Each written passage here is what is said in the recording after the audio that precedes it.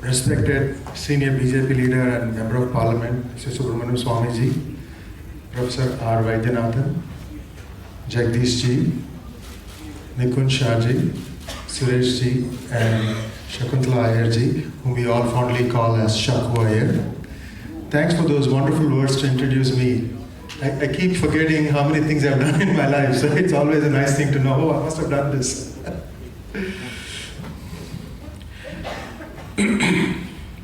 First off, I'd like to thank this esteemed audience for taking the time from your valuable weekend to come for this event. I'd like to say a few more things about myself as to how I started pgurus.com. What I found in the lead up to the 2014 Lok Sabha elections was that the correct picture of India was not being conveyed in the media outside of India, because the media coverage inside India was slanted, and most of the world news organizations were just picking it up and therefore giving a very communalized picture of Narendra Modi, the prime ministerial candidate. That's how this voyage of P-Gurus began. As to why I wrote this book, as part of P-Gurus, we were covering a lot of investigative articles like Shakuntala Iyer mentioned about Augusta Westland and Raga Saga, which is the unsolved mystery of Rahul Gandhi's citizenship, whether he is a British citizen. In his own words, he assigned himself as a British citizen, but for somehow, like in the 70s movie, you know, the hero is in a costume. The whole audience knows who he is, but the hero's wife, heroine and hero's mother never come to know about his real identity until the last scene. So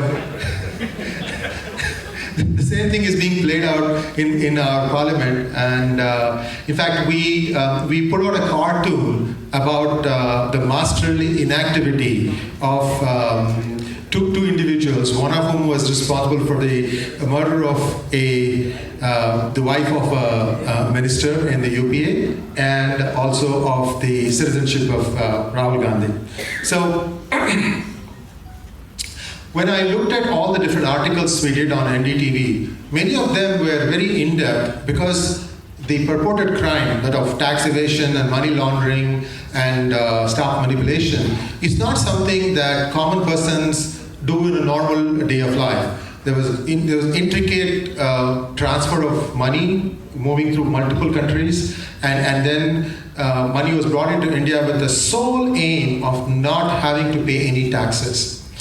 You see, if you look at the way India has evolved from 1990s, when Sri Narasimha Rao opened up the country, there was a set of people who exploited. This was like a land grab, you know. Anybody could go and grab land. But some of the bureaucrats and corporates really exploited this. And now you have this nexus where you have the corporates, the bureaucrats, and the politicians. Of these three entities, the politicians are the ones who are facing the electorate every 5 years or 5 years, whereas the corporates are entrenched, and so are the bureaucrats. The corporates try to manipulate the bureaucrats into writing laws that favor them.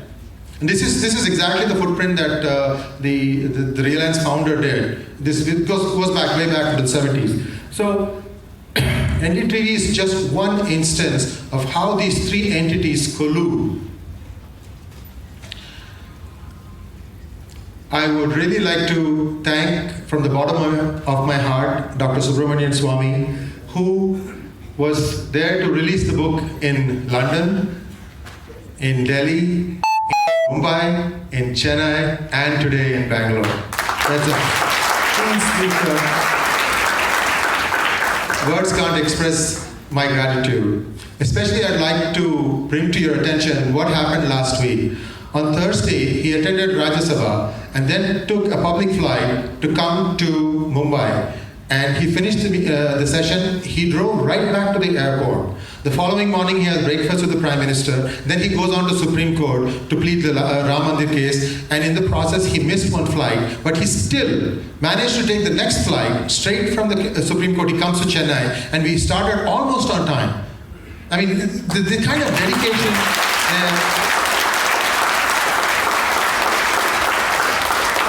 You have to see it to believe it. So when he takes up all these national causes, who's paying him? Lord Rama? No. Why is Ram Mandir so important? Please understand one thing. Ram Mandir is not a cause of the Hindus.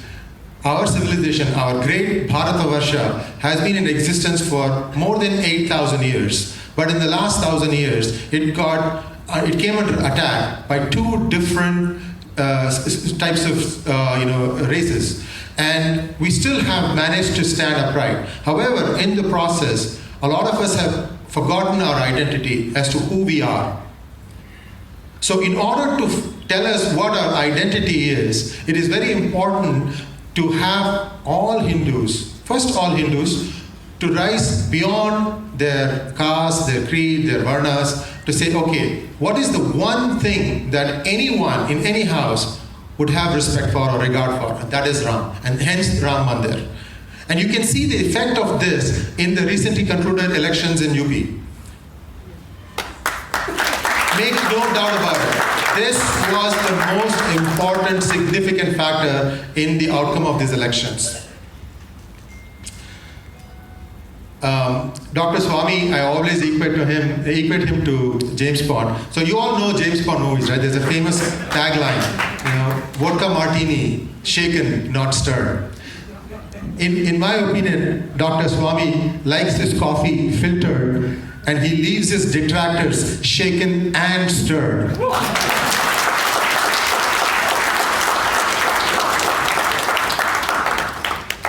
Professor RV and I have been together in this journey of P Gurus for the last 2 years.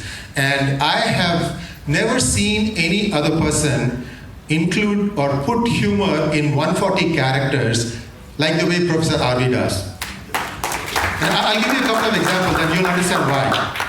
So the first one is, this came up, I think about 15 months ago, said, PVN, which is P. Narsamrao, PVN is the only person I know who knows how to stay silent in 12 languages. Here is one good one. He says, only in India you will find a tunnel at the end of every light. Professor RV, I'd like you to continue on from here, and thank you once again. I'll be here after the function ends to sign my autograph in case anyone is interested. Thank you very much.